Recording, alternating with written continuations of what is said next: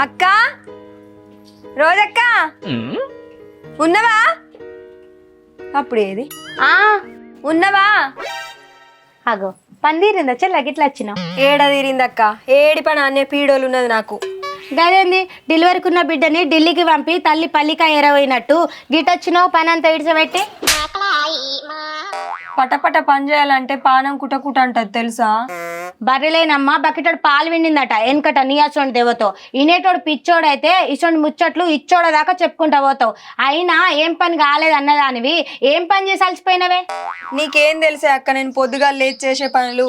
చీపురు గడ్డతోటి ఆకిలి ఊడ్చి పెండ తెచ్చి అలుకు జల్లి శుద్ధతోటి సుక్కలు పెట్టి చక్కటి ముగ్గేసేసరికి పెయిల ఆసర లేక పడిగాళ్ళతోటి బాసర పోయినట్టు అయింది నా పానం. మీ కష్టం పగవాడికి కూడా రాకూడదు గురుగారు. చిన్న చీపురు పట్టినందుకే పెద్ద పోకిర్ లెవెల్ బిల్డప్ ఇస్తానావు. రోజు ఇల్లు పని చేయడానికి ఎల్లకెళ్ళొస్తుందా నీకు ఎనర్జీ?